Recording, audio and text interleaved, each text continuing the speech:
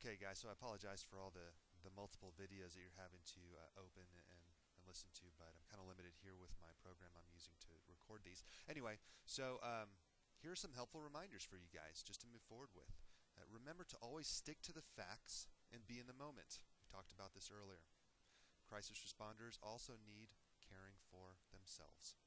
And I'm the one that I'm the pot calling the kettle black here, because I tell you what, I'm a hypocrite.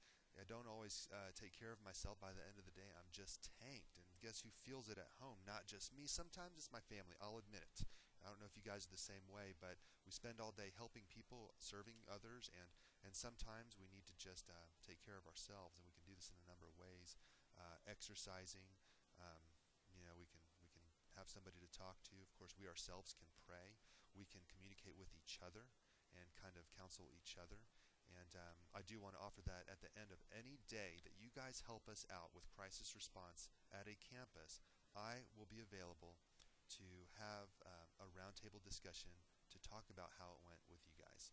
And if I'm not available for some weird reason, we will have a counselor or administrator available to facilitate that as well. We will have the teachers do a separate debriefing and roundtable session with their administrators. They'll be separate from us because the way it's done with them will be very different. But I want to offer that to you guys. And remember, it's not our job to have all the answers. The students who leave our room that we're working with them in don't need to have all their questions answered. It's important to provide them resources and ideas, but we're never going to have all the answers. We drive ourselves nuts just trying to find them all. And it's not our job to fix all the problems either.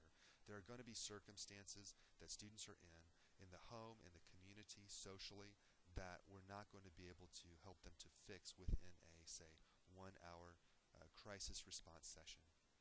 Also, don't overhelp. Sometimes we can offer so many supports, we can kind of be overdoing it, and we kind of have to gauge how resilient a student is. If a student comes to the table and they have many things in place, we want to encourage them to use those resources, and we don't want to, crutch them and cause them to kind of rely on others too much if they themselves are, strong enough to make it through.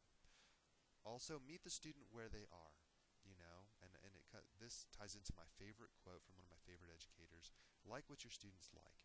Rapport establishing is very, very significant with crisis response. And so normally, if you're helping a student stabilize, the rapport building process occurs as you're helping them to calm down. They begin to trust you. But, you do want to ask them about their interests. If they like Pokemon and you hate Pokemon, God darn it, you like Pokemon too for that next hour. So whatever it takes to break through to the student, because sometimes they're closed off, and they're kind of in a pre-help stage. When they're in a stage that is more of the stage where they're ready to be helped, they're ready to talk about stuff, that's when you know you've established rapport.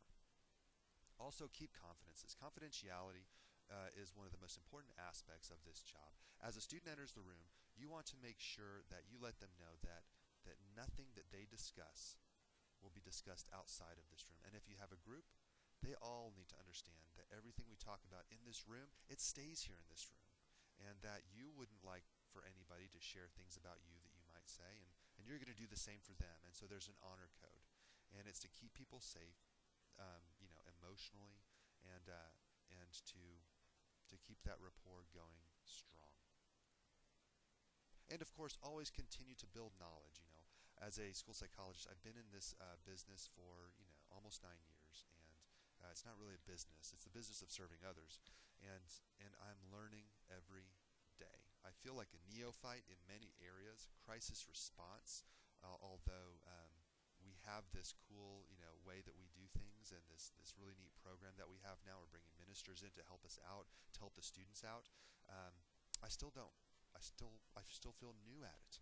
I still feel like there's a lot for me to learn, and every crisis situation is different, and it requires different skills, different approaches, and a different level of urgency. So we always want to continue to build knowledge, which leads us into our very next slide and our last one for this session, which is here are some more places that you can go to as a pastor.